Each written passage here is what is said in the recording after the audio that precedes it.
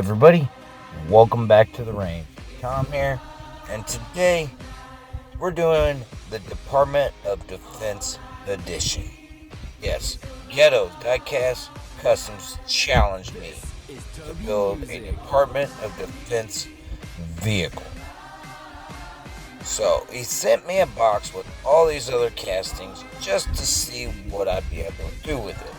Well, here at Caliber 50 Customs Department of Defense edition, we'll build it. He put a nice little request into all kind of stuff that he'd like to see in it. You know, I got this platform, got this track happening from a Tonka toy, this nice Humvee that I've never seen casting before, and a bunch of other goodies that we're just going to sit here and go through just to see what we can use. Now, I knew from the start when I seen this, I wanted to use this satellite dish. Yeah, because I had some ideas of what I wanted to do with it. I ended up, not really deciding on certain castings what I wanted to do. Some of the materials right out of my ammo shed and right out of my arsenal just to see what all I had to add to this. I like this little generator, I think is what it was, so I'm probably going to use it for another build. I don't know, I thought about using it for this one, but I changed my mind. So, he sent me this striker. I'm probably going to hold off on this and leave it alone. Probably put it in with a military diorama I keep mentioning I'm going to be building later on down the road. So I'm going to end up keeping this off the side. I also got this drone. I think it's a drone, but I ended up not using this because of the size it was. It was pretty big. So I put a little bit of something extra into my build. I have this little boat that, I don't remember who made it, but I didn't use it. But there was a few things I did use from his, like I showed you. I got this nice little submarine. Never used it. Don't know if I will. I might do something later on. I really am for sure yet. There's a lot of stuff in here. There's a couple of things of styrene, couple brass tubings. He gave me some extra weapons, some extra kind of tanks. Really cool car casting. Never used this because as I'm going through this box, I'm kind of throwing ideas in my head. I'm kind of thinking, and I'm really for sure what I want to do just yet. Because I know I want to use the track part in the Humvee. Never used this truck. Thought the rails were rubber, so I might end up using this something else later on down the road. And as of tonight, I'm going to be putting out my challenge that I threw out a while back. I am accepting Silver's Scratch Built Productions Challenge. And if you guys don't know what I'm talking about, it's one of my videos. You have to go back and check it out. He challenged me to make a 5-in-1 transformer build. Oh, trust me, I've got plans for this. I'm going to be starting it tomorrow. So this video will be up and out hopefully before midnight. Probably not. But if it is, still I'm making my announcement either Sunday night or tomorrow morning, Monday morning, which is whenever this build's put out. But I'm kind of letting you guys go through to see what all I'm doing, see what all I'm looking at. And like I said, there's a lot of stuff I did not use for this. But see that little raft there? You'll see what happens to that later on in the film or video.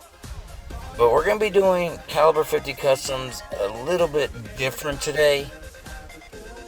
Once I actually get down to the range and start building, we're going to introduce you to Caliber 50 Customs Department of Defense garage. Temporary garage, I should say. Because I want you guys to see what kind of scratch build we come up with for Ghetto's Diecast Customs. And Miguel, I hope you're listening to me, man. I really hope I meet your expectations with this one, man, because I put a lot of work into this. So, here we go. Welcome to Caliber 50 Customs, Department of Defense Garage. Tom here, I'm the shop foreman. We're going to be taking this nice little Humvee, and we're going to be making it into one of the most up-armored, multi-purpose use vehicle. Our customer, Ghetto's Diecast Customs, wanted to put this challenge to me and see what all I could do. And already I told him, I threw out some numbers and threw out some ideas to him, which he still don't know. I just haven't thrown his way yet. I wrote them down, but don't tell him. I don't want our customers to get upset here. But I wanted to go wild with this. I wanted to make it with the biggest engine, the biggest, capacity to hold stuff. So I modified this little Tonka. I think it was a Caterpillar. I don't remember. I just know I had the bottom half to it, so I cut off the frame for the Humvee, and I attached the tracks frame to the Humvee's frame. Attached them, got them secured enough to the point where they can hold both weight of both sets of the side of the vehicle. I had to do some modifications because they wasn't quite fitting together properly. So, I had to go, over the drawing board a couple of times to figure out how exactly we was going to do this. I have the guys at the shop, putting their noggins in. I got some of the best welders in town at this garage. So, I wanted to make sure they could see my vision, see what I wanted to do, see what was going on. I told them I didn't have a deadline on this, but still I wanted to get this build done quickly as possible. So after I'd already cut part of the body off to match up with the actual tracks where it wasn't going to rub against the tracks or nothing, I started making track covers for, just to make sure nobody got their foot caught in there while he's kind of moving it from shop to shop. So after I'd already based it, I was, kind of modifying it, trying to get where everything was at, lining it up for the interior that was going to be put on it. He wanted this to be a personnel carrier vehicle, so I had to make sure I had enough space. We already had 5 seats in the actual cab of the vehicle, so I wanted more. I wanted it where he could go camping in this thing if he wanted to. He needed it for security at the ghetto, so I'm wanting to make sure he had everything he needed. I'm using this classified material for armor plating. I can't really give out descriptions of certain parts, but as I was building it, I was I was having little problems getting it straight for a bit, but I ended up figuring the tweaks and stuff out later on. I want to make the back hatch where it's got a dropping down ramp, so I want to make sure the hydraulics and everything are working properly on this.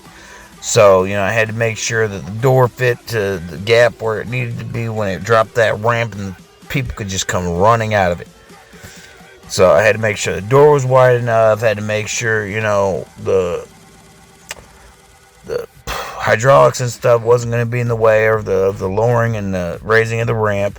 I wanted to make sure that whoever he was planning on, whatever he was planning on hauling with this thing was sturdy. It could hold up to any kind of size caliber round. Just to make sure that the people inside was safe from riots, safe from, Molotov, cocktails, grenades, whatever anybody could throw in there. And so I sent these seats down to my custom interior guy. I wanted these guys that was going to be riding in the back of this thing comfortable. I wanted them to have some of the best stuffing, the best foamed, that money can buy. And I wanted there to be enough people or enough places for people to sit in there. Because there was also going to be a nice little inside I was going to throw into this thing. You know, I had to shorten one of the seats down from 6 to 5 because I needed enough room for another seat to have enough wiggle room because it would rotate. Because it's going to be looking at a screen, jump out, because I ended up putting a little video monitor in there with a joystick, that, he could, control whatever security cameras they wanted to put on it later on, if they wanted to. I wanted to be able to have enough communications technology with them, where they can actually just view it on the screen. They could view the drone that they was going to be flying with the joystick in front of them. I wanted them to get out of their vehicle as minimum as possible. So what I did was I did something. I worked my way around with some custom Gatling guns for the sides. The 30 millimeter, man, these things will punch through a brick wall in no time flat. I'm telling you, man. My armor, he knows what he's talking about. I wanted to make sure it had the most state-of-the-art communications, reconnaissance, surveillance, you name it. I wanted them to have everything. So I put the best kind of electronic antennas, software that you could think of. When I made it, I wanted it functional. I wanted people to be able to get up and move around, because I ended up mounting toolboxes and stuff with some little slots for some fuel cans if somebody ran out of gas or something. The door was functioning, moving it up and down. I had no problems with it. Had to build the bulk armor in stages because I had to put this anti-aircraft gun up here, so it had a maneuverability space. I had to make sure that everything that he wanted was here. I ended up mounting some water coolers to where they could pump water inside the vehicle, and it had like some kind of dispenser in there where somebody could fill their water so they don't have to get out. And don't worry, the water coolers are bulletproof. I made sure that, if somebody gets shot at, they can still get water, and they're not going to be locked in the vehicle surrounded if they happen to run out of ammo, which I seriously doubt that will happen with as much ammo capacity as this thing's got in it. Now, you could put ammo anywhere and you wouldn't even know it was there. My paint jobs I go for, with it being a assault terrain vehicle, kind of a little bit of everything, recon vehicle, it's got a real quiet diesel motor. I can't tell you the full specs on it, but I made that sucker super quiet. Like, the only way you'd be able to tell if that thing was running is if you was driving it. And don't worry, it's not electric. Sorry, I'm not into that whole electric vehicle thing. If you ask me, just don't. I'd need a lot of batteries to push this kind of vehicle to the limits that I was doing. So, I sent it down to the paint booth. He painted it. The base coat was this desert Iraq sand color, and I wanted it. Didn't want it just tan. I wanted it the urban camouflage. My favorite paint job to do. I made sure that the body was, painted before it got mounted, and then, once everything got painted, that desert Iraqi sand, we painted it this flat earth or this earth color brown. We masked it off. Man, masking it off was just, it was just tearing and splotch. From what I understand, my painter said, it wasn't that hard. It was just time consuming. Just making sure I got everything areaed off. Everything masked off. He even masked off the tracks so the tracks didn't get paint on them. And, being also this vehicle's going to be a medical transport vehicle. So, we had to make sure it had some, medical stuff in there.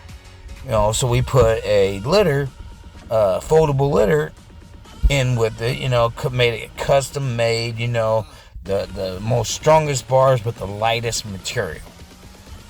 So it was durable, it was, just tough. It could be maneuvered, no problems. It could fit your average 6-foot person. So that was more than enough. And the good thing is, it was able to, it could actually store anywhere on this vehicle. But, you'd have to just actually see it in person to find out. We ended up, after all that, we got back in the paint booth and went over an olive green. I love this green color. It goes back to World War II. It's a great camouflage base for anything, because it really does. It really, really does work. After I got the final black coat on there, I peeled all the tape off, and I loved how this looked. But I told my interior guy, you got to do something with that interior in the cab of the truck. It's just plain green. You need to add something to it. So he's like, all right. He brought it back to the shop, and he just added some black inlets into it. And that's what set it off. It looked perfect, because I wanted it to look nice but function properly. So I didn't want people to think it was just some kind of pushover vehicle. Trust me, whatever comes out of Caliber 50 Custom Department of Defense is top-notch military grade. I'll tell you that much. I wanted everybody to make sure they were comfortable. They had everything they need, from food. I know you didn't get a chance to see what we started off with, but why don't we go ahead and take you down to the garage and let's see the final results.